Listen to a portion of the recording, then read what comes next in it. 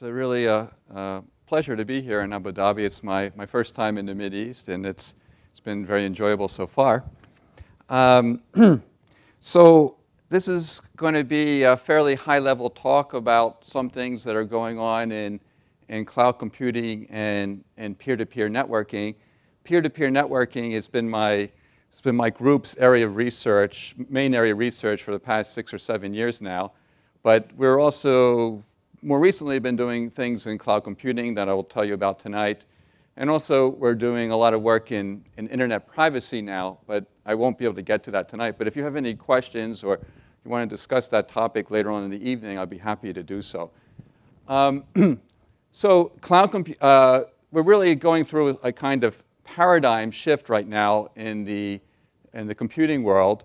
And there's two major paradigms out there that I want to talk about. One is the cloud computing paradigm, and the other one is the peer-to-peer networking paradigm. I'm going to begin with cloud computing, and then the second half of the talk get into peer-to-peer. So very quickly, this is one of my busier slides, but what is cloud computing? There are many definitions. There's no real full consensus about what cloud computing is. We hear about it all the time in the press and the media. But let me just go over sort of two definitions. One is a very narrow definition, and the other is a broader definition. The narrow definition is services that are being provided by a number of companies, including Amazon, Google, and Microsoft. And these services are referred to as infrastructure as a service and platform as a service. And this is just being a little bit technical here. What this is about, for example, the service that's the most famous currently is the Amazon service, referred to as the Amazon EC2 service, which stands for Elastic Cloud Computing. And what they do, I'm going to talk about this in a second, but what they do is they allow any company to lease computer facilities at an Amazon site. And when you lease these facilities, what they give you is just a Linux box. It's just a simple operating system. And you create your application there. So maybe you want to create a major e-commerce application. Maybe you're a company like Best Buy, and you want to run your e-commerce application on the Amazon platform. And what Amazon is doing is providing a very simple way for you to do that. So that's the narrow definition of cloud computing. The broader definition is basically the Google definition. It's the definition where you no longer have anything stored on your hard disk or your PDA. Everything is now in the cloud. All your files are in the cloud. All your emails in the cloud.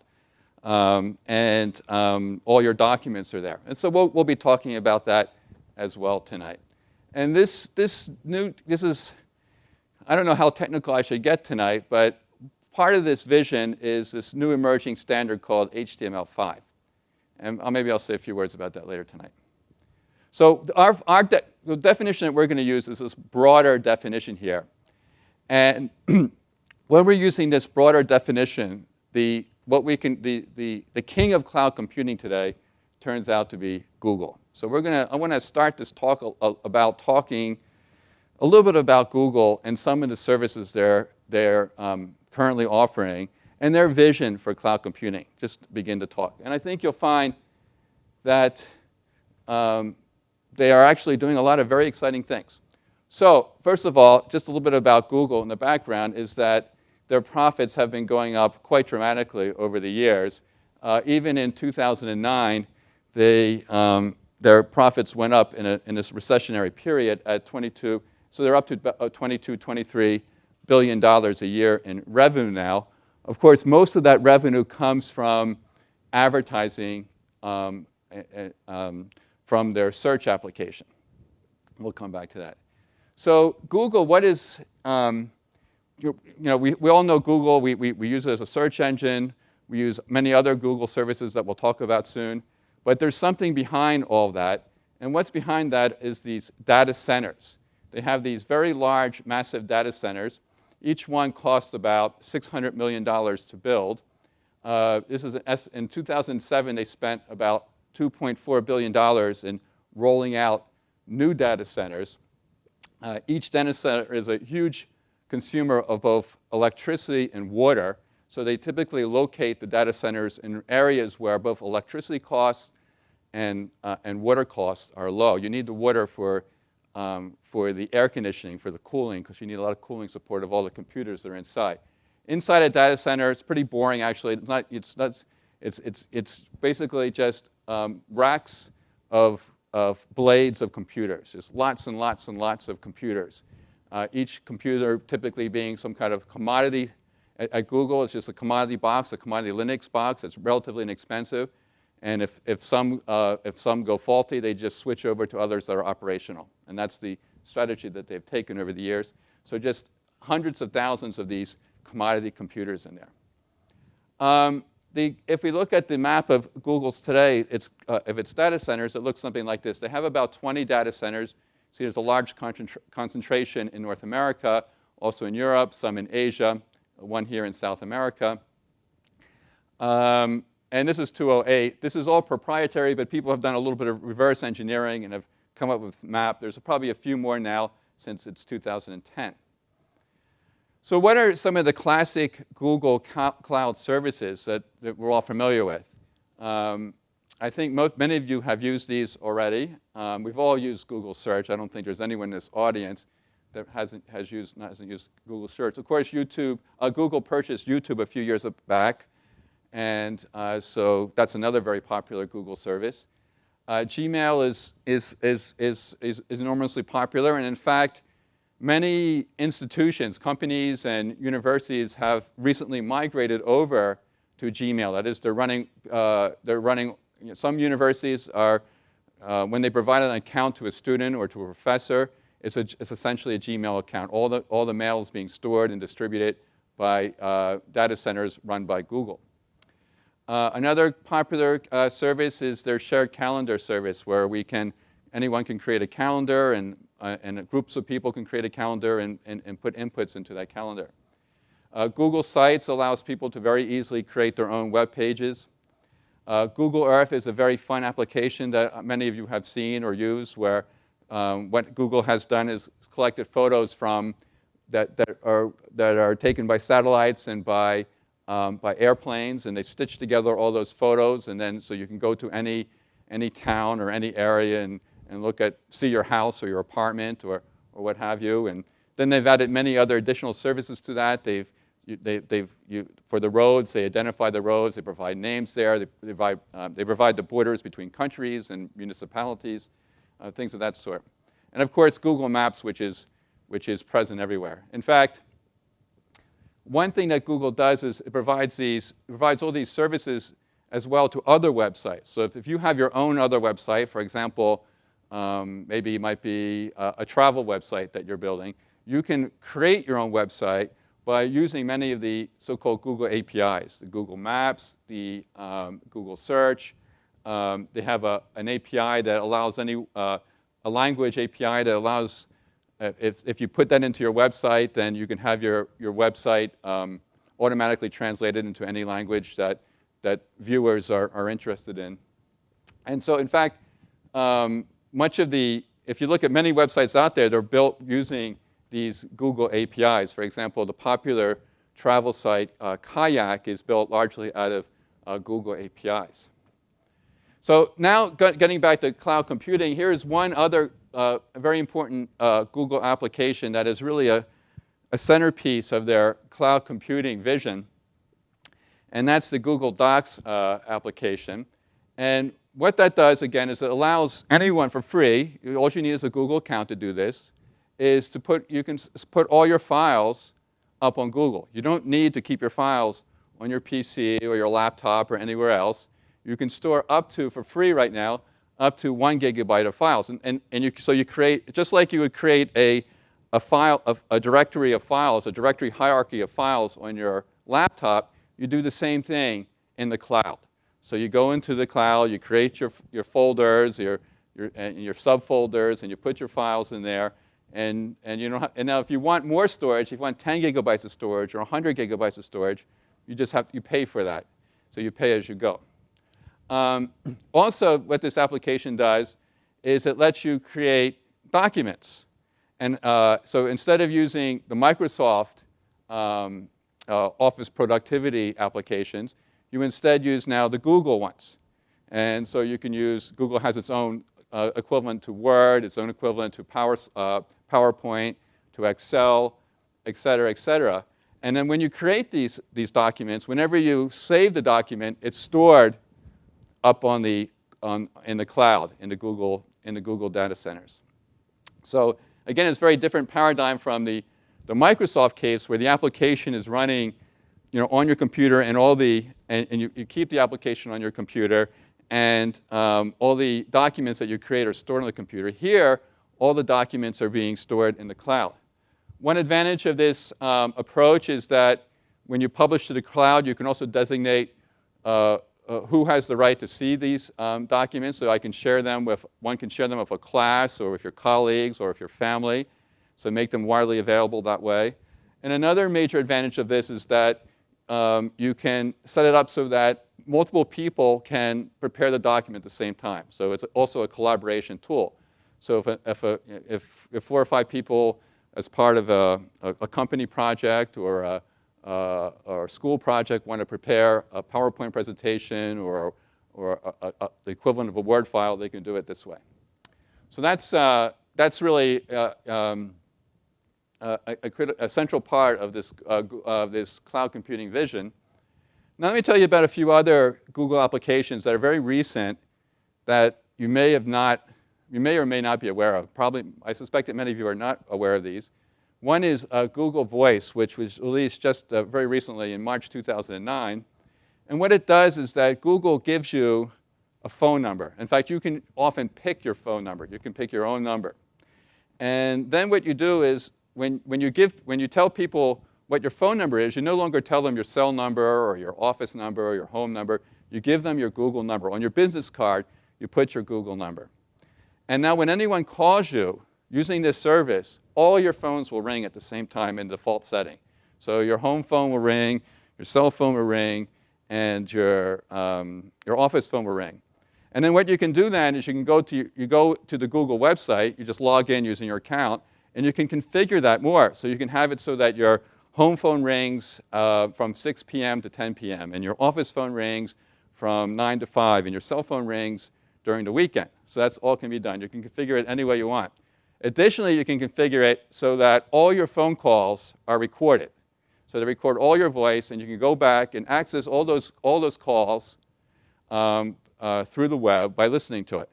Now, when you do that at the beginning, because there's a privacy issue, it'll announce, as the recording is about to begin, it'll say this call is going to be recorded, so that the person on the other side knows that the call is being recorded. The other thing that Google Voice will do is it'll automatically use speech recognition to convert any voicemail message that's left into text. So all the this service includes a voicemail service. All the voicemail can be, without paying anything, you can have all your voicemail converted to text, and then you can send those text messages to email to anyone. So you can forward those text messages to anyone you want. So just as a lot of very cool things, very impressive things, just showing that Google is also getting very much into the voice business as well. Another very cool application is this Google Goggles application. And the basic idea of this application is that you take your PDA, which is you take a PDA that's based on the Google Android operating system, and you take a picture of that. And as soon as you take a picture of that, it gets sent up to a Google data center, and Google comes back and tells you what that's a picture of, essentially. That's sort of the idea. So you can take a picture, for example, of a book. You can go browse in a book, go to a bookstore, Barnes & Nobles, for example, take a picture of a book, and immediately it will come back and give you all the information about the book, and it'll give you links to the book. So it'll immediately bring you to a link to the Amazon site. So what happens is that the picture of the book is sent to the data centers. They use optical character recognition at the data centers to extract the title of the book, the author, et cetera. They also have a very large image database that they might use to help determine what the book is. And then they automatically put that into their search engine and bring these results back. So then you can then you could click on that and see the reviews of the book and then order the book right there. So instead of buying the book at Amazon, you could make an order for the book. Instead of buying the book at Barnes & Noble's in the brick and mortar store, you could purchase the book through Amazon. Other things that it's currently used for is artwork. You can go into a museum and take a picture of a painting. And they have this huge database of images back there, and they'll match the painting to those images and come back and tell you the name of the painting, the painter, and provide links to it as well. So you can click on any of these links and learn more about the painting.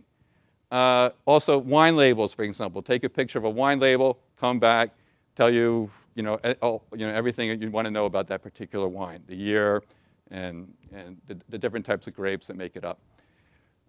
Also provides restaurant menus with translation. So if you happen to be traveling in a foreign country and you're not familiar with the language, you can take a picture of the restaurant menu, or at least the item that you're thinking of ordering, and it'll immediately come back with the English language translation of that, so you know what you're about to eat. And finally, they don't have this release, but they're working on this and hope to have this released in the next year, is you can take a picture of a plant leaf, and it'll come back and tell you what kind of plant it is. So that's another Google service. Now, a little bit more technical, this is what Google is doing in the narrow definition of cloud computing. And they have a thing called the Google Application Engine. And what that, again, does is it allows other companies, such as Best Buy and Ubisoft, to create their entire e-commerce site using the Google platform in a very simple way. So these companies are, in fact, doing that right now. And so basically, when you do this, even though there are 100,000 computers out there that are potentially helping your application, you don't know that. You don't need to know that. It's as if you have just one computer. You create your application essentially on this one computer. But the power of something like Best Buy, you need many more than one computers. But you don't have to worry about that. Google takes care of everything for you. You just develop your application as if it's all running on one computer, essentially. And this is sort of the narrow definition of cloud computing. And as your company grows, and you need more and more computers, you don't worry about it. Google just takes care of it for you. You pay more because you're going to pay now as a function of the amount of computation you do.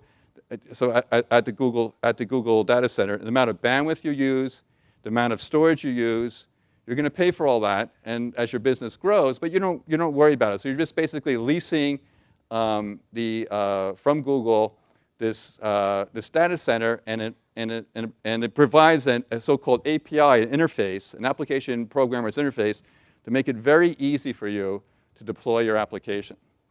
Just want to mention that, as I mentioned before, actually Google, in that particular space there of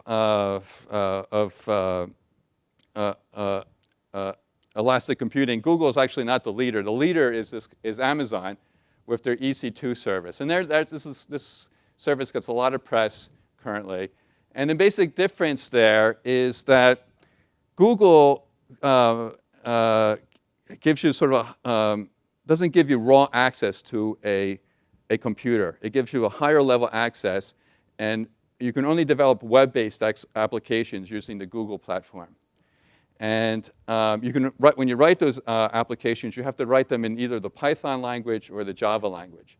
Whereas Amazon is giving you raw access to a Linux box. So you think you're dealing with Linux is an operating system that's a very popular operating system.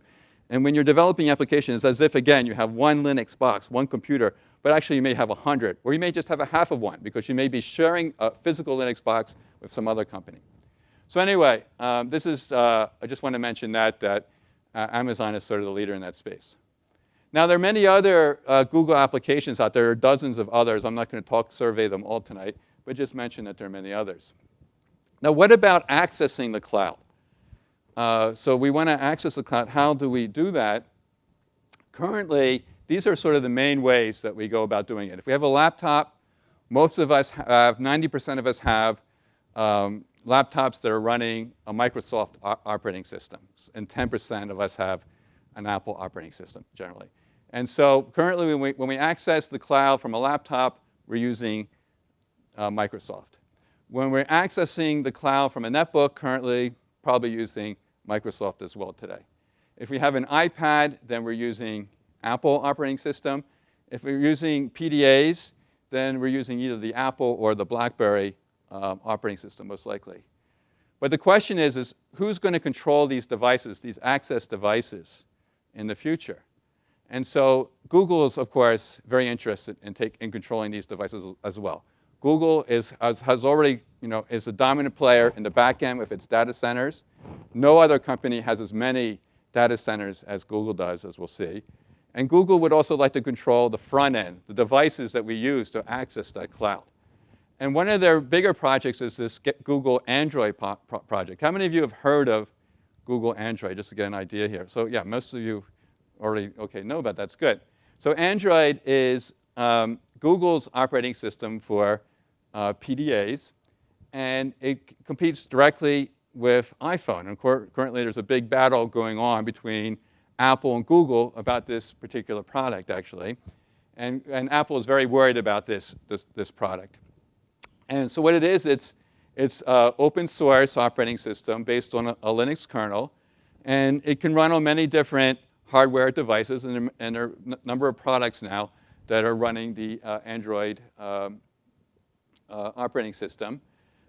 Just like with Apple, where you can download all these cool applications from the iPhone store, you can also download all kinds of cool Android applications from what they call the Android market. And it's gaining interest vis-a-vis the iPhone. Recently, I think recent market studies have showed that 6% of the PDA users now are using Android.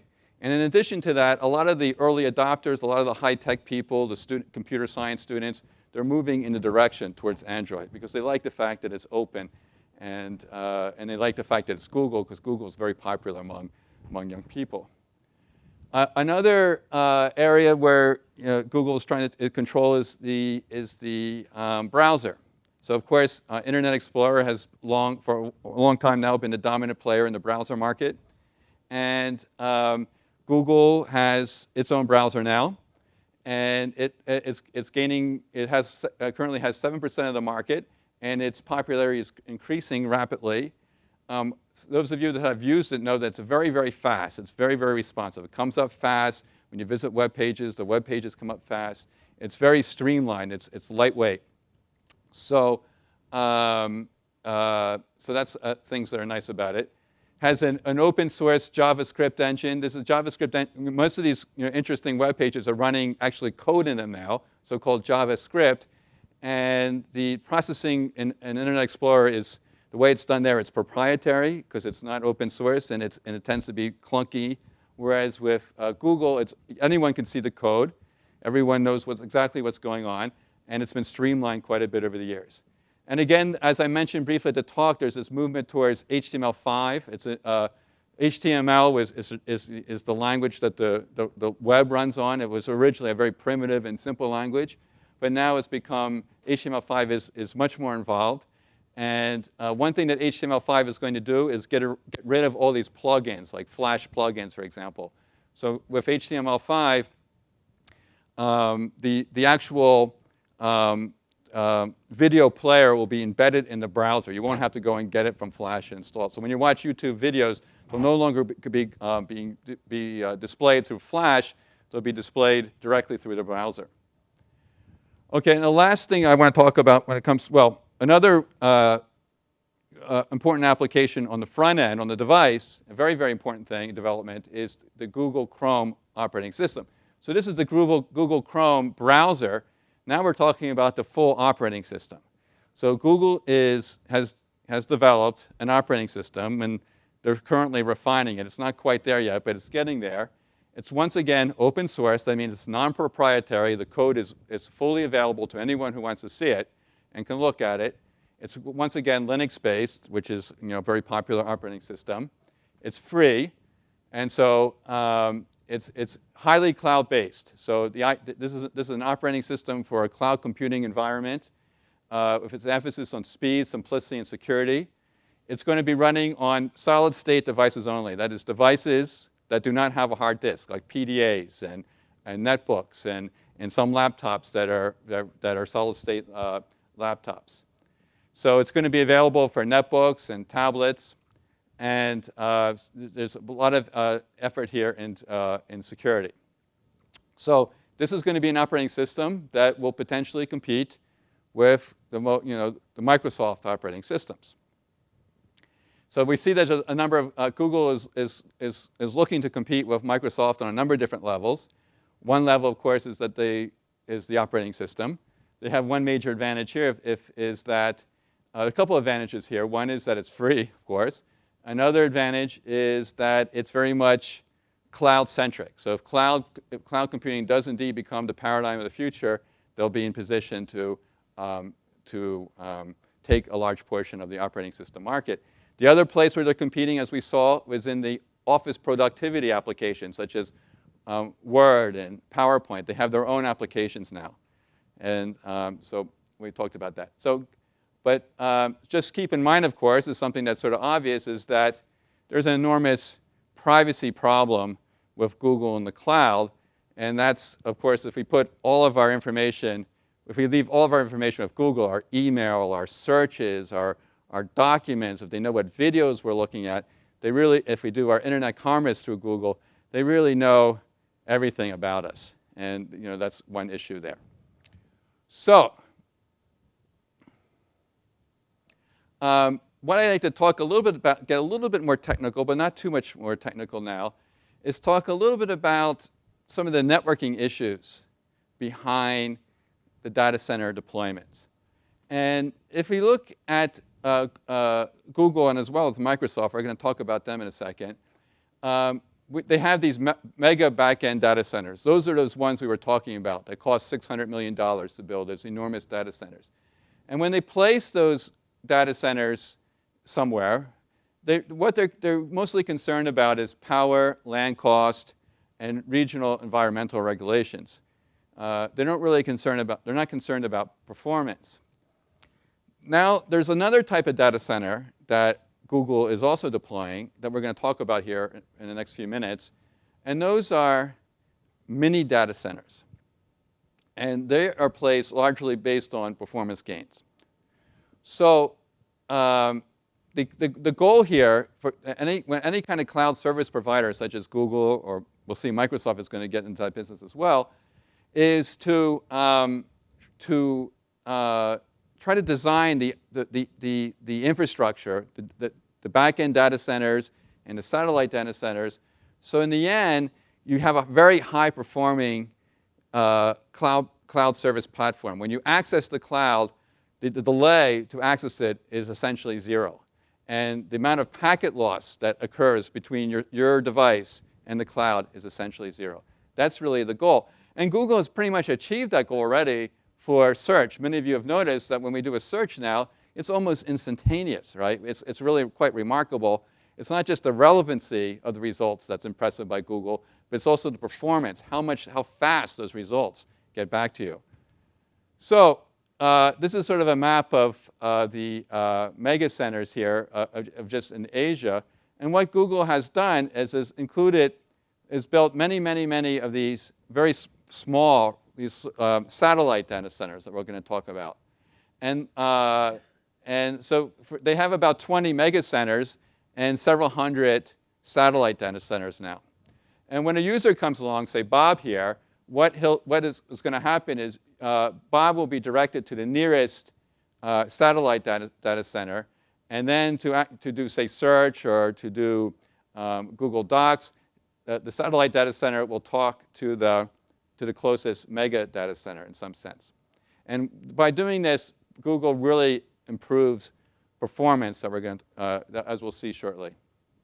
So another thing that Google's doing is bypassing the internet. So here's a sort of the traditional situation in the internet. The internet actually consists, many of you know, there's not one company that runs the whole internet. There are hundreds or even thousands, really thousands of internet service providers that are connected together. It's a highly decentralized system. The internet is one big decentralized collection of internet service providers.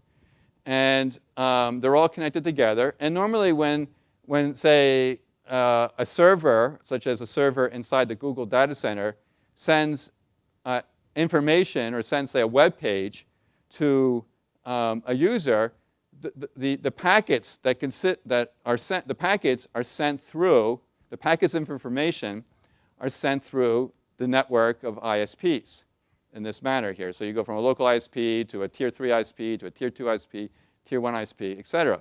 That is the standard way of doing it. That's the way it's been done in the internet since the mid or early 90s. Okay? So now what we're looking at here is bypassing the internet. So this is another thing that Google's been doing. Google does not trust the public internet. Google feels that the public internet doesn't always provide the performance it wants to have.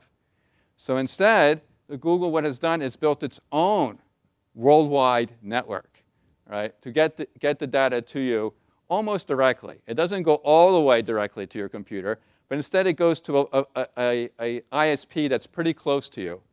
And what it does, it puts one of these satellite data centers in that ISP, and then it uses its own fiber with very fat pipes that it's gone out and purchased. And so now the Google traffic, the other traffic that's out there, Microsoft traffic and Yahoo traffic and Facebook traffic, et cetera, does not get mixed in with the Google traffic. Google just doesn't have to worry about those other companies interfering in any way. So that's one reason why they do that. There's also some economic reasons, but we won't get into that. And of course, they were able to do this because Google has made lots of money, has lots of profits, so they can go ahead and pay for this very expensive infrastructure to do these kind of things. And in fact, if you look at the chart of what fraction of the Google traffic is currently bypassing the public internet, we see that back in 2008, it was only 30%, but 2 years later, essentially, it's up to 60% and growing. So more and more of their traffic is bypassing the public internet. So what are these? We talked about these satellites over here. What exactly do these satellites do? Well, we see the satellite really breaks up the communication into two parts. There's a local communication and a long-haul back-end communication. So let's very quickly, the kind of content that's being sent to us, right? There's two types of content. There's so-called static content like static web pages, or another very nice example of static content is a YouTube video. YouTube video is a YouTube video. It doesn't change. You create the video, you put it in there, it never changes, right? So what happens is that what they'll do in those satellite data centers is they'll cache, that is, they'll put copies of those YouTube videos in the satellite data centers so that people, when they go and want to get a popular YouTube video, they don't have to go all the way back to the back-end data center. They can just get it from here. So when we go see a popular YouTube video, it's very often being served from a nearby satellite data center instead. But what we were going to really focusing on here is accelerating dynamic cloud services such as email and search and Google Documents and all these other services that we're talking about. And the basic idea there is to split the so-called TCP connection. So now we're getting a little bit more technical. How many of you have heard of this thing called TCP before? Well, a pretty good number of you. Okay. So just as a reminder, since you've all heard of it before, TCP there's two major protocols in the internet that applications use. Each application either uses TCP or another one called UDP. We won't worry about what they stand for. It's irrelevant anyway. And in fact, most applications use TCP. YouTube and the web and all these Google applications that we're talking about use TCP.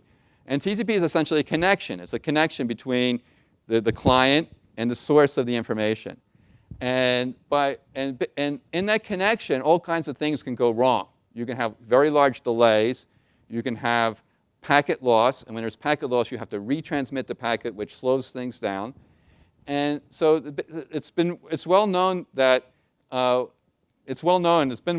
you break up that connection, that sometimes you can really improve the performance. Instead of having one connection that goes all the way from host to data center, we have now two connections. This connection here still has a very long so-called round-trip time. There's a long distance there, a long propagation delay. But because it's a very fat pipe that's controlled by Google, nothing goes wrong in there. There's no packet loss. Everything goes very fine. Here, this is beyond Google's control. and this is a local ISP, and it's often a wireless access. Very often we're accessing the service through wireless PDA.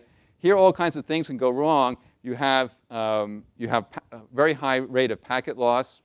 But the thing is, because of delay, because you're so close here, even if there's a problem, if you lose a packet, you can retransmit that packet, and the user doesn't really, the performance loss is minimal. Really, the user doesn't see too much. So that is really the reason, so these are basic reasons why these satellites are very interesting from a performance perspective. So what about Microsoft in this game here? So we've been talking a lot about Google. Of course, Microsoft has an annual revenue of even higher than that of Google. Google's, we said, is around 23, 24 billion now. And annual revenue for Microsoft exceeds $60 billion a year. So, and of course, Microsoft gets most of its money from its operating systems and from its Office suite of applications. And they have a completely different business model than Google. Google's business model, of course, is built on advertising, and Microsoft's business model is built on licensing their software. So what about Google? Are they going to just sit around and let Google steal away their whole business, their operating system business and their Office productivity business?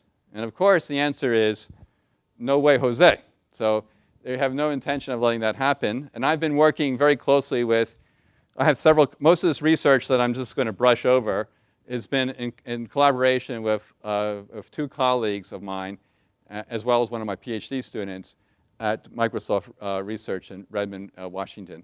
And so what they are very, very concerned about, of course, Microsoft is very concerned about Google sort of having this being at the center of this paradigm shift, and they're losing, of course, all their business.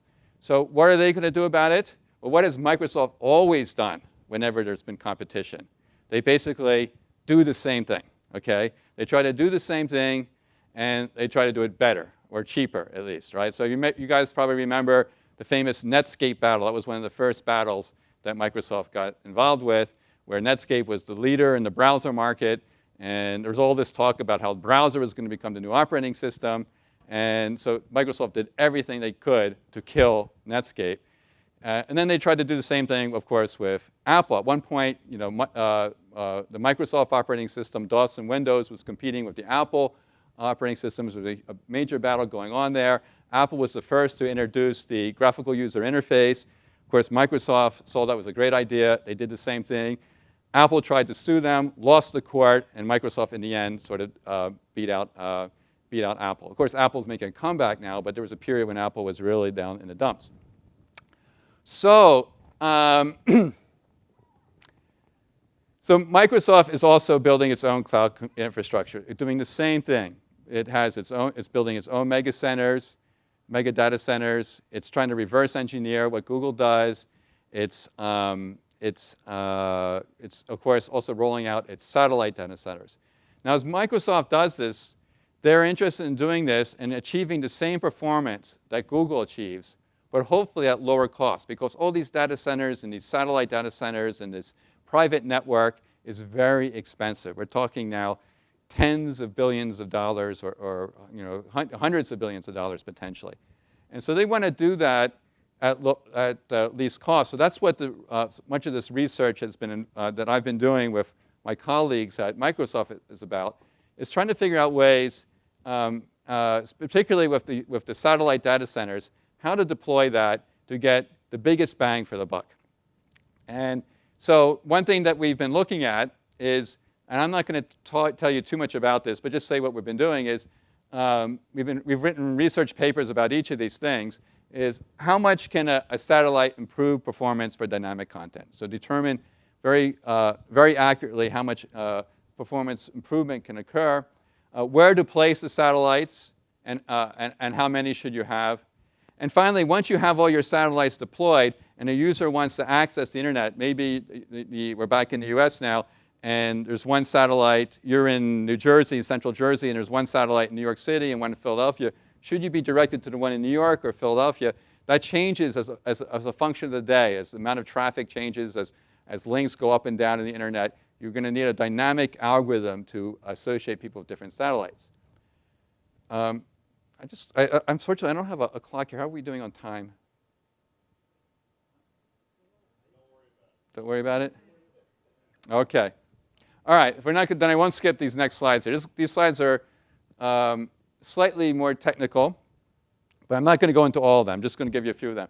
To answer these questions about where to put the satellites and how many you should have and where you should direct a user, we developed this platform called AdMeasure. And this platform was largely developed by one of my PhD students, Angela Wang. And what she did was, first of all, the goal of this platform is to measure delay, loss, and throughput from a large set of random clients in a while. So basically, the idea is that if you have a satellite somewhere and you want to know if that satellite is in a good location or not, what we need to know is that when real clients access that satellite, how much performance gain do they really get? So the idea then is to try to determine delay, loss from an arbitrary set of random clients in the wild. So random clients, I mean, these can be users from South Africa, from Abu Dhabi, from France, wherever. And we want to find a delay from these random users to an arbitrary target host in the internet. And the arbitrary target host in the internet is the place where we're considering putting this satellite data center. And the challenge is that we don't have control we have over the target host, and we don't have control over the random clients. So here is the platform that my PhD student developed, who's recently graduated. So the basic approach is that you take popular web pages that you have control over to do this. So the popular web pages that we used was the Microsoft Research web page, which has a certain number of hits every day. And also we use the Polytechnic Institute of NYU homepage, the general homepage. And then we use many of our own personal homepages. And also we have some friends that run these small gaming companies, and we use their homepages as well. And what we do is we put in those homepages a little Flash plugin, this little Flash object. Flash, of course, is the software that's used for many internet applications, including for most of the video display applications. So all of YouTube runs through Flash. But this little Flash object that's created, so you create the Flash object by writing code, just running lines of code. And this Flash object is invisible to the user. So when you go ahead and you download the Polytechnic Institute of NYU homepage, you don't know, because you don't see it, that this little Flash object is in there. And it's at the bottom of the page. So everything comes up just as fast as it always did. Really doesn't have any kind of impact on you at all. But what this Flash object is doing is, so this client in the wild, so you just have any random client. So you have some client in South Africa. And for whatever reason, that client is visits the Poly web page. When that client visits the Poly web page, the web page is downloaded into the browser, and there's this Flash object that's running there. And now the Flash object will tell the browser to make a TCP connection to a server that we are running in Redmond, Washington. Okay? This server will then send back a list of IP addresses, a list of places, or a list of targets that we want the client in the wild to do some measurements for us. So now the client in the wild has this Flash object and also a list of IP addresses. And this is, say, one of the IP addresses here. This is the target. This is the place where we're considering putting our satellite data center. And so now the Flash object will go and do measurements by sending a small number of packets to the target. And when we send those packets, we determine the time when we send the packet. And when we receive the packets back, we record that time as well. And we take the difference of the two times. And then finally report that time to this AdMeasure server. And so we do this with thousands of, because you have thousands of different people accessing this web page. We do this with thousands of different clients. And then for each of those clients, we can determine the performance that we get vis-a-vis this target target location. So that's just the ad measure platform. And again, we use that platform to answer these three questions. I'm not going to get into the details of that, but again, the questions we were trying to answer are how much a satellite can improve performance, how many satellites and where to put them, and how to dynamically determine to which satellite a user should be directed. So this is only really the first 60% of the talk. Let me know if I need to speed it up. Summary of cloud computing is it's a new paradigm for this worldwide computer, right? In this case, the worldwide computer is really the data centers and those satellite data centers. That becomes the new computer, right? And our devices are these thin clients that are accessing that worldwide computer. The worldwide computer is distributed, of course, over the entire world because we have data centers and satellite data centers in every continent, everywhere, right? The problems, one issue with this is it's a costly global infrastructure. Someone's going to pay for it in the end. And the way we're paying for it now is through advertising. Like, so Google, so whether we like it or not, we're going to see more and more ads. So that's that. Now I want to say a few words about peer-to-peer. So peer-to-peer is really, like as I mentioned at the beginning of the talk, is our research group's main area of research. We've been doing quite a lot of stuff there over the years. And we've been measuring P2P systems. So actually going out there and measuring how they perform by scrolling them and contacting different nodes. And we've looked at Kazaa when that was very popular. We've looked at another system that I'll tell you about in a second, PP Live. We've looked at, more recently, extensively, the BitTorrent ecosystem. We've looked at Skype. Skype is a voice over IP system, but it's also very much a peer-to-peer system, as we'll talk about in a second. We do a lot of mathematical work. We do a lot of analytical models based on stochastic processes, modeling the traffic in these peer-to-peer systems. We've been looking at a lot of security issues for peer-to-peer systems. How can these P2P systems be attacked? How can these P2P systems be leveraged for botnet attacks? And also, how can these P2P systems be used to violate everyone's privacy? Something new that we've been looking at. And also, we've been designing and deploying some P2P systems. I'll talk about one at the very end of the talk tonight. So, I'm just going to quickly survey some of the more popular contemporary P2P systems. And how many of you have ever used BitTorrent? How many of you used BitTorrent? Now, I have too, but I only do it for research purposes, of course. So BitTorrent, of course, is a classic file sharing system. It's very popular now for downloading videos, very large files, HD videos and so forth. One thing that's interesting about it is that it's not controlled by one company by any means. There are hundreds of entities that are involved in the operation of BitTorrent. It's one large ecosystem. It's like the web itself now. And you have the people who make the clients, what you use to access BitTorrent. There's several companies, independent companies, the people that track what peers are currently sharing the content. Those are different companies. The companies that have the websites that tell you to basically tell you how to find the initial peers also are different companies. So many different companies involved. Also, there's currently a public version of it, a public part of the ecosystem, and a private part of the ecosystem. The private part has become very, very big and is almost as big as the public part now. That's one application. Next application is Skype. How many of you have used Skype here? So Skype is also, of course, widely popular. And as you know, Skype is really a P2P system. There's very little infrastructure involved. P2P means everything is really running on the peers, on our end systems. And no infrastructure or a minimal amount of infrastructure is being used inside. So Skype was able, when they deployed the system, they did it at very low cost. It was largely just developing software for them. And they do have a few small servers, but their servers are not doing too much. Now, so of course, when we make a phone call that's peer-to-peer.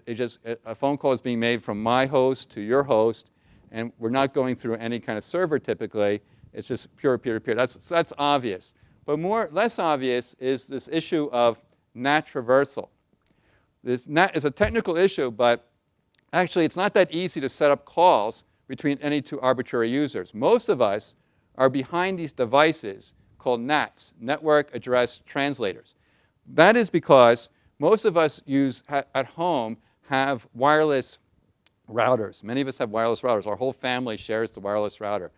Each of those wireless routers have a NAT in there. What the NAT does is that your ISP will only give you one IP address, and the NAT enables you to create several IP addresses from that one IP address. Without getting too much into it, that NAT issue makes it very hard. If someone's behind a NAT, it's very hard to call them. It's very hard to let's say it's very hard to call them. And particularly if both users are behind a NAT, it becomes really hard to be able to complete a connection and a peer-to-peer connection. So what Skype's solution was from the very beginning, and this is really the reason why they're so successful, one of the main reasons, because they always complete calls. They almost always complete the calls. And the way they did that is they use this NAT traversal technique where they find a peer, and it could be my computer or your computer. Very often, you don't know this, but other phone calls, or if you're running Skype, other phone calls are running through your computer. Because if you're not behind a NAT, if you're at a university, for example, in which case you're not behind a NAT. So when I go to I go into my office and I connect my computer, and Skype is always running in the background. Most likely, very often, other people are going through my computer and making phone calls through my computer. And we won't get into technical details about that, but that was sort of a major innovation that Skype introduced, and it's very much a peer-to-peer because, again, to complete these calls, they don't introduce their own infrastructure to do that. Instead, they use peers. Another interesting P2P application, these classes of applications, let me just go, I probably should have put that up first, let me go down here, are very, very popular, particularly in China. China is really the innovator in this class of applications. And all these companies here, Cool Streaming, PP Stream, PP Live, they're all actually Chinese companies, one being a Hong Kong company, all the other ones being Chinese companies. And so going back now, the basic idea is that suppose you have 1,000 users that want to watch a soccer game, a live soccer game, for example.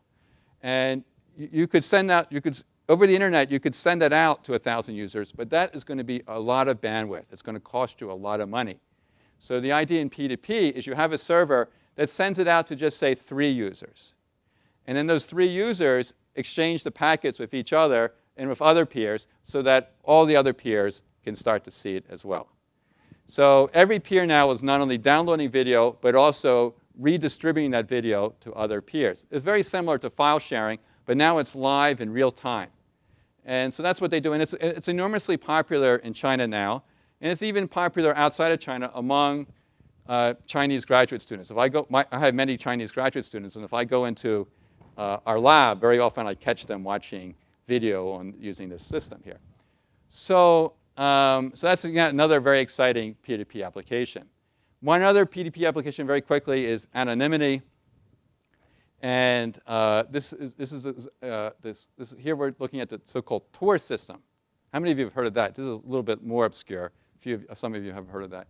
So Tor system is about, for one thing, it's about bypassing firewalls. So if you're in UAE or China and you want to get out, you can use the Tor system to do that. And the other thing is it's about anonymity, providing anonymity as a user. So if you want to surf the web and you don't want the website to know who you are, what your IP address is, and if you don't want your ISP to know what website you're surfing, then you can go through this anonymity system, which consists of peers. Peers contribute their own hosts to do this. We won't get into the details of it, but that's also another popular application. So what's the difference between, so we can create all kinds of cool applications with P2P. We can also create them with cloud computing. Really, what's the difference? Well, one major difference, of course, is cost.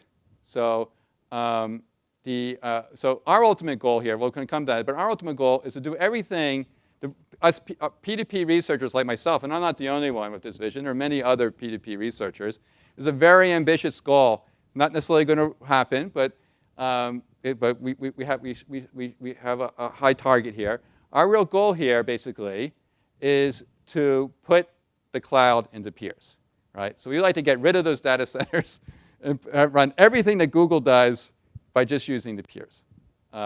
And why would we want to do that? Well, it's more economic because you don't need to pay infrastructure costs. You don't need to pay the electricity and the water because these computers are running anyway. And people own the computers already. So there's no one that has to. So when you develop an application now, anyone can develop it and not have to pay Google anything or run ads to get the application to work. It's highly scalable. As more users become interested in the applications, they contribute more and more of their own resources to this new worldwide computer. So it's self-scaling. We can argue, there's some debate about this, but you can argue that it's a greener solution. Right now, it estimates that the IT, information technology, consumes roughly 2.5% of all our energy costs worldwide. And half of that consumption comes from the data centers. So a very large fraction today of the energy consumption that's being used from the IT world is from the data centers. Here, if we get rid of the data centers, then we have a greener solution. It's potentially more private. As we mentioned with Google and cloud computing, there is a major privacy issue there. Here now, all the information is being distributed across many, many peers. So it's, in some sense, it could be argued it's potentially more private. But one issue is that to get this to work, it's non-trivial. I mean, to get a million computers of independently owned computers to work together and create effective applications is non-trivial. It's been done, of course. It's been done with Skype, and it's been done with BitTorrent. It's been done with PP Live, but to do it for all our applications is very non-trivial. So what are some of the contemporary P2P issues today? One is traffic localization. Many of the ISPs, the local internet service providers, do not like peer-to-peer. You probably have heard about this in the press, because now peer-to-peer is putting a lot more traffic up in their upload pipes. There's a lot more traffic now than before going from the end users into the cloud. Before, in the old days, almost all the traffic, like YouTube traffic, is coming from the internet to the user. Now, because peers are also sending out traffic, a lot of traffic, we have much more traffic in the upload pipes, and these ISPs were not dimensioned for this enormous amount of upload traffic. So we need to do more traffic localization and address this problem. This is an area this is an important area in contemporary research. Another is security, as I mentioned. There's all kinds of issues that you can run into with P2P, and that's one area. And finally, one main thing is there's a lack of a uniform API. Ideally, we'd like to have, right now there's all these different disjoint P2P applications. We'd like to have one broad P2P platform and let people develop applications having some kind of very simple API, very simple interface to develop their applications. There are projects out there, research projects trying to do just that. And so that's that. And finally, the most important one, the one that we've been focusing on in our recent research, is incentives for people to contribute resources. And so the issue here, of course, is you might have a peer which has computing and storage and bandwidth resources, but what's your incentive to contribute that? You want to take from the system, of course. You want to see movies and you want to do Skype calls, but what's your incentive to be a Skype relay or to upload video? What's the incentive there? So that's an important area of research too. And people have noticed that many of these systems, many of these peer-to-peer systems are plagued by what's called free riders, people that come and just use the P2P system and don't contribute. So we need to have something in there that encourages people to contribute their resources. And this is an area that we have been working on in the past 18 months quite a bit. And so in the area of P2P incentives, just say, our goal is to come up with incentive mechanisms that are effective and also very adoptable. So I'm going to ask one more time, Sonia, how are we doing on time here? 5 minutes, 10 minutes, 5? OK. So I'm not even going to show this slide too much, but BitTorrent has a wonderful incentive mechanism built into it. The BitTorrent incentive mechanism is called tit for tat. And basically, at a very high level, is whenever I give you a packet, you give me back a packet. So if I want to get a packet from you, I have to give you a packet. But it's very much like it's essentially a bartering scheme. You have to have something, and I give it to you, and you give me something right back. And there's no currency based in here. So there's no incentive for me to give something to you if you don't have anything right now that interests me. Because that's the problem with bartering. So I'm going to run through this quickly here. Just going to skip these slides here. So we have been looking at schemes where you introduce some form of money. That is, when you contribute some resources as a peer to this worldwide computer, you earn something. Now, the money that you earn doesn't necessarily have to be Chinese yuan or US dollars or whatever. It can be simply things that are points, like frequent flyer miles types of things, some kind of loose notion of that something that you accumulate, something that you can accumulate for providing services, like providing computation or bandwidth or storage to other peers. And later on, you can spend what you accumulate afterwards. Some of the major issues, though, the major issue is dispute resolution. This is one big issue that people have in incentives, is that two peers can do something for each other. Like, so maybe Alice is out there in the audience, and Alice asks me if she can do some computation on my laptop. I say yes. And then when it's over, Alice claims that I never did it, so she doesn't pay up. So there's a dispute there. And since the interactions happen only between the two of us directly, and there's no one overseeing this, who's going to resolve that dispute? The way that's done in traditional economies is you have a court system, and you have a civil trial, and you resolve it that way. Here, because we're talking about microtransactions, you can't have a very heavy dispute resolution mechanism. So I'm not going to say too much about this, but the approach that we've been taking is to use social networks here, is one of the approaches that we're looking at. And so take a social network like Facebook, and so we could have a social network like Facebook, and two friends could now two peers would be two friends. And so if I'm looking for some storage, I can go look at my friends. If I want to do a backup of all my files, I can back up my files perhaps on the hard disks of my friends. And in doing so, I should pay them something. And if there's a dispute, if I back up something for one of my friends and he or she doesn't pay me, then how do I handle it? It's a very simple way of handling that. I just break the friendship. I just end the friendship right away. That's the way it's done in the real world, right? When among friends, if someone loans money to another friend and the person doesn't pay back, you break the friendship. That's the same thing that we're proposing here, a very natural thing. So we have been, I'm not going to get into all the details here, but we've developed a kind of economic theory around this general idea.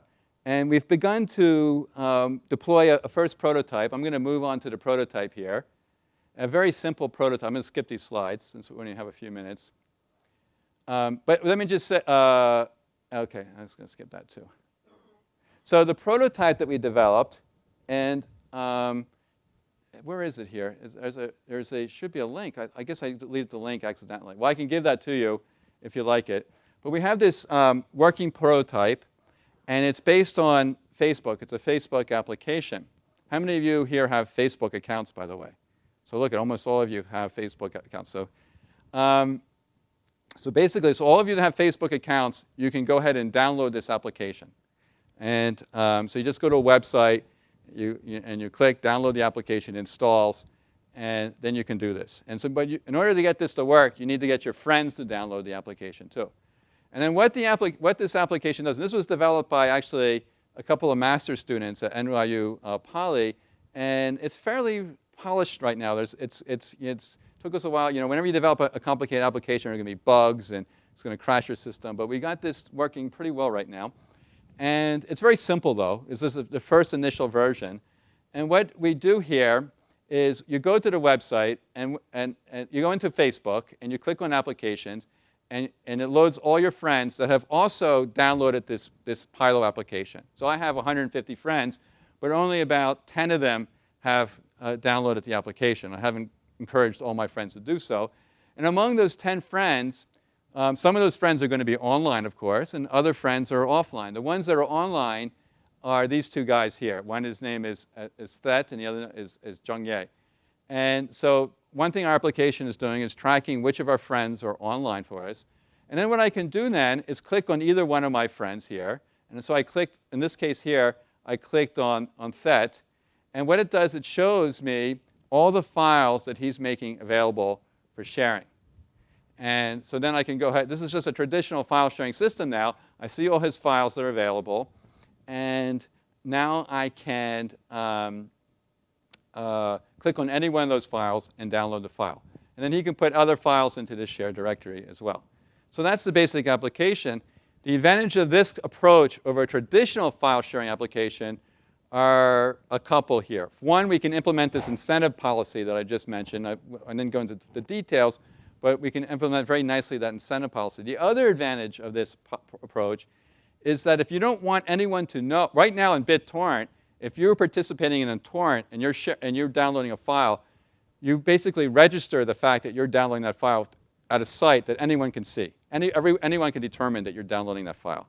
Here, nobody knows. It's just an agreement between friends. No one can find out what you're doing. It's just like I'm loaning a file to my friend, and no one sees that because we're going directly between. We're not really going through the Facebook site here. This is all really. We're just using the Facebook site to get the list of friends, but Facebook has no idea what's being exchanged among the friends. So, takeaway message here about file sharing, about P2P, is that money or asynchronous incentives are critical for taking P2P to the next level. Asynchronous incentives require money. I just skipped over this. I won't say that. And the future of much of P2P may very well lie in social networks such as Facebook. And the final talk summary here, this is my last slide, is that tonight we talked about two different paradigms for cloud computing. First paradigm, of course, was, for the worldwide computer. We talked about two paradigms for the worldwide computer.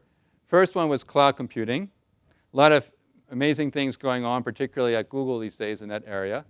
And we talked about an alternative platform, which is more based on P2P networking, where we don't have those data centers there anymore, and everything is running off our peers.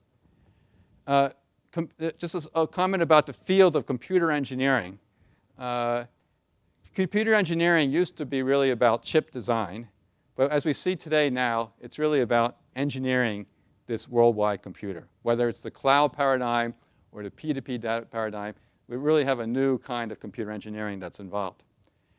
And finally, I just want to again mention that this is sort of outside the talk, but our group is also doing some recent research involved related to privacy, in terms using concerns about Facebook privacy, Skype privacy, and BitTorrent privacy. And with that, just like to say thank you.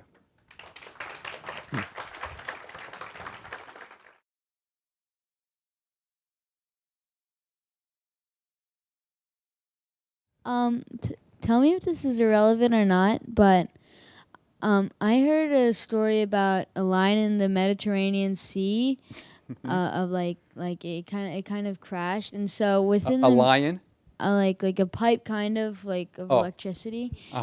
Yeah, a cable, and it affected Google servers such as YouTube. And how did that affect Google? Was it a hard hit, or did they get it running in a few days?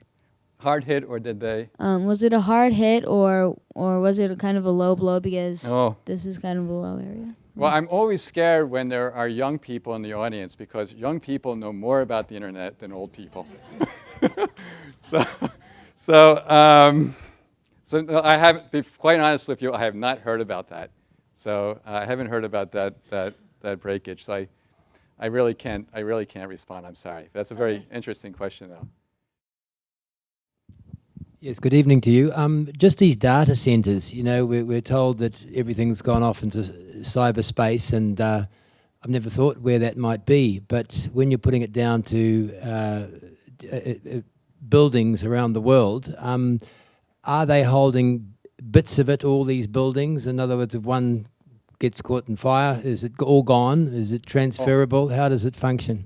So that's a very good question. So among those, the Google we saw has like 20 data centers which are holding tremendous amount of information, as you say. They have all our email, our documents. They but they have a network among those. They have networks among those data centers as well, and they replicate the data across data centers. So if one data center were to go down or be destroyed by fire, that data would not be lost. It's still stored in another data center. Or often what happens more commonly is the data center is connected to some ISP maybe, and the ISP goes down, so you can't access it anymore. The internet connection goes down. So yes, there's replication across data centers. First of all, thank you. Talking about moving the cloud into peers as a green solution. We said that half of IT or power consumption of IT is going through It's due to data centers. Yeah, data centers. So if we are going to move the cloud into peers, this means we're going to use thick clients. It means more hard disks, more processing. So finally, the other half is using by the clients. So finally, it will be the same. So that's an excellent point. There's been studies. There's a number of recent research papers on that, where they argue that they've looked at the costs and so forth, and they argue that the peer-to-peer solution is indeed cheaper. For example, one example is that the peers could be set-top boxes, for example, that are in our homes, and those set-top boxes have storage and computation, and they're on anyway. The people keep those things on anyway. So there's going to be some there's the incremental electricity and air conditioning that you need for that is very small. So that's sort of the argument. But that's a very good question. And really to answer it fully, you have to get out and do the accounting, and that's what these research papers have tried to do. Yeah. A lot of the things that you've been talking about are based on the idea that the home user, the peers, and the clients have modern computers and probably high-speed internet connections. Do you have any current data on kind of digital divide statistics about whether in the U.S. or globally the percentage of people that don't have access to computers or don't have access to high-speed internet in their homes or on a daily basis?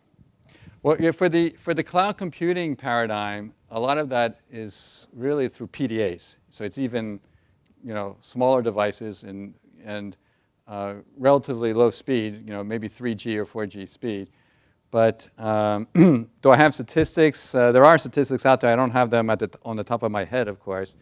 And that's probably what's going to keep Microsoft in business, at least for the foreseeable future, because in many countries and in many regions, access is still relatively slow. It's tedious for them to do everything through the cloud, so they will want to continue to use a local system. So Microsoft has a number of years to breathe, and they know that, so they can continue to make their $60 billion a year. And at the same time, what they're going to do is Microsoft is not sure what is going to be the winning paradigm, whether it's going to be something still similar to what they currently have, or will it be cloud computing, or will it be P2P. They're interested in P2P as well. They invest in all three. They have enough money to try to roll out all three in parallel, and whenever one wins is their view, hopefully they'll be there. That's the strategy that they're taking. Yeah. Thank you very much. If I glance through today's national newspaper, I read something and I'd like to comment on it. It was suggesting your emails are getting inefficient, out of date. Social networking using Facebook will in fact develop, but they're going one further. They're talking about enterprise networking, which means companies, internal and external. Can you comment on this? I'm going to sort of guess a little bit. First, email is one major problem of email, of course, is spam. And for every one email message that's sent, there's, I don't know, 50 spam messages that are being sent right now. And so that's clogging up the internet, that clogs up our inboxes. When you do messaging through Facebook, you get around the spam problem now. Because those of you who have done messaging in Facebook, very few messages are spam messages because the messages are coming from approved friends. So a lot of kids these days, more and more of their messaging, their internet messaging, is taking place over Facebook rather than through traditional email systems. They're just living in that space more and more. So, and Facebook is becoming more part of their lives. Now, for the enterprise, sort of a thought there is, why not bring social networks? I think this is maybe what you're getting at, is why not bring social networks into the enterprise, right? And now, so people are not going to sort of, everyone within the company or groups of users within the company will be connected through social links, and their email will be sent through those social systems that way. Perhaps that is what is meant by that article. Yeah.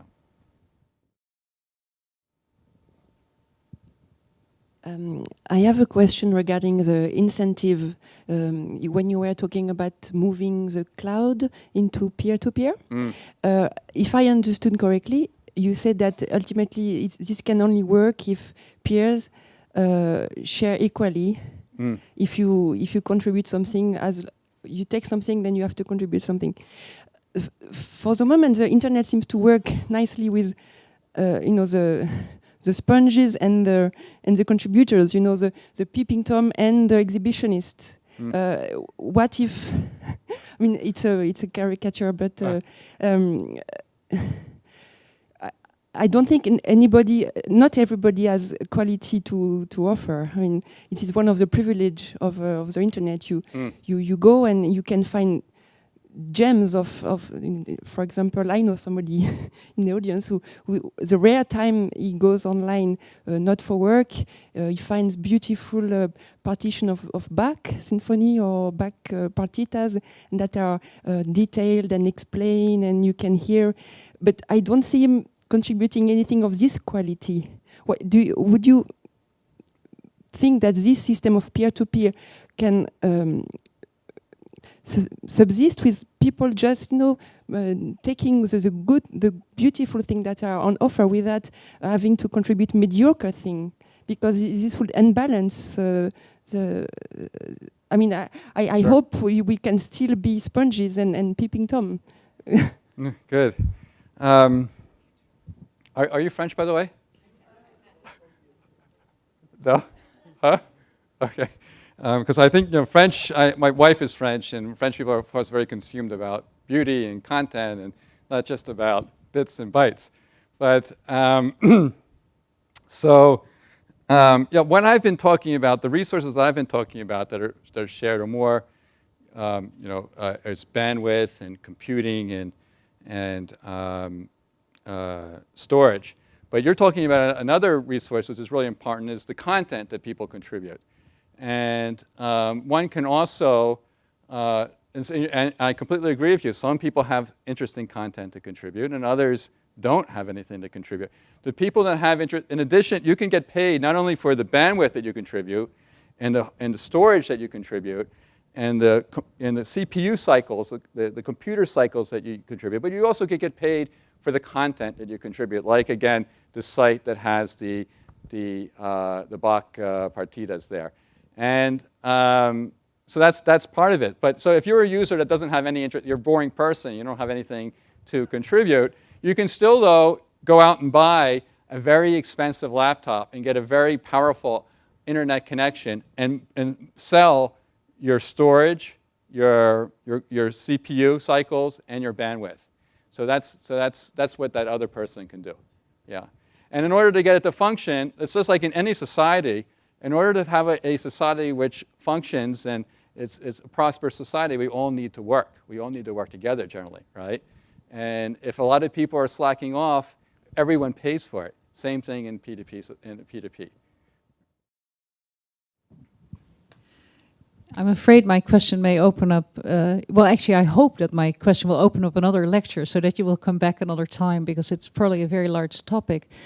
One of the real impediments in research now, particularly to sharing information and finding related information on the web, is the incompatibility of data formats or even database formats among different relational databases. And I'm hearing a lot these days about another impending paradigm shift that's really not directly related to these two, which is this move towards a web of data in which information is stored in formats that can be shared across Facebook, Twitter, all these siloized networking sites. How does, can you say something about that future, if it is one, and how it would that flourish in a P2P environment? Well, yeah, there is a lot of activity in this kind of sort of information standardization. To be honest, it's not really an area of my own expertise. It's really sort of people who are in databases could probably comment much better on that.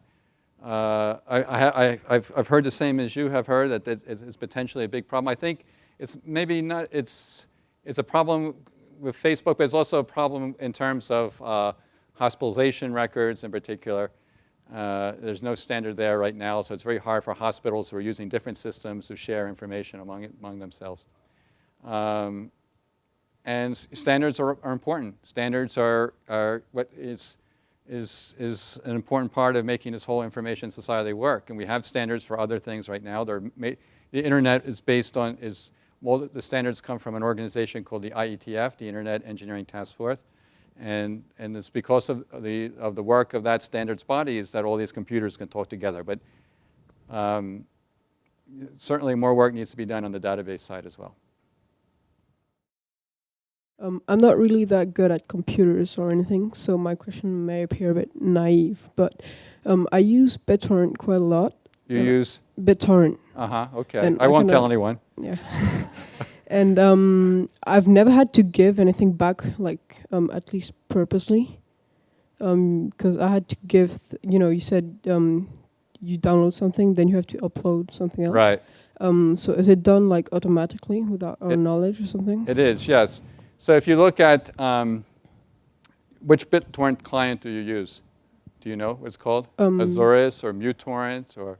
You mean on the internet? Didn't name it. Well, anyway, whatever one you're using, typically if you look at the bottom, it will say the rate at which the files are coming in. So it might say like 100 kilobytes per second or something, but also say the rate at which you're uploading at. So the file that you're currently downloading, even if you're not sharing any other files, the file that you're currently downloading, the bytes that you're downloading are being while you're downloading them are being redistributed to other peers at the same time. That's why it's sort of a bartering mechanism, because you're getting some chunks of data from one peer, and to that same peer, you're giving other chunks of data. So you're exchanging things in real time with that other peer. Thank you very much, really, for this lecture. I've really enjoyed it. Thank you. Although I'm a doctor, it is not my area of expertise. But what I'm concerned about, the privacy of my information on the web. So my first question is about this cloud system on the internet. It is private enough, like Google Documents and Skype. And my second question. A long time ago, really, I need to shift from the Microsoft operating systems to another system like Linux. So you told us about the Google operating system. Is it friendly enough to make such paradigm shift? Thank you. Okay, so let me just comment a little bit about the privacy issue first, which is a very hot topic these days, the issue of privacy, of course. And it's, Google has a whole set of web pages devoted to its privacy policy. And, in there, if you read them, they claim that they will never, ever release anything they know about you to the outside world, right? That everything that they know is kept internally. They also indicate how long they keep the data. They don't keep it forever. That the data that they collect will be erased after 1-2 years, depending on the situation. They do read your emails, but they claim it's not any humans reading your emails. It's automatic. It's automatically being processed by the computer so that they can do targeted advertising that's relevant to what's in your email messages. So that's what they claim. Now, I have some other colleagues that talk about other smaller companies, like, for example, like Yahoo, which is sort of like a mini type of Google, not doing anywhere as well as Google. Stock price has been suffering.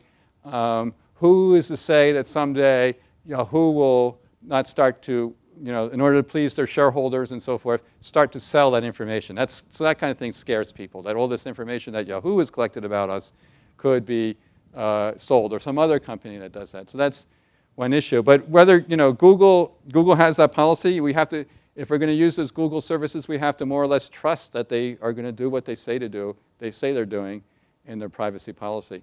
Another issue about privacy that we're looking at in our research is, what about third parties? How much can independent third parties, just malicious people, for whatever reason, are going to try to dig out of the internet as much as they can about people? And so, we have a project going, for example, where we're trying to automatically determine, for 100,000 100,000 people simultaneously, people that we choose, where are their current locations, physical locations, on an hourly basis. We're trying to track where they are on an hourly basis using Skype to do that. I won't get too much into details because there's another talk, but that's the kind of thing that there's all these kind of things that third parties can go and use different applications and learn a lot about us and then try to aggregate that information. Then that's something that I think is also very scary. The other issue, well,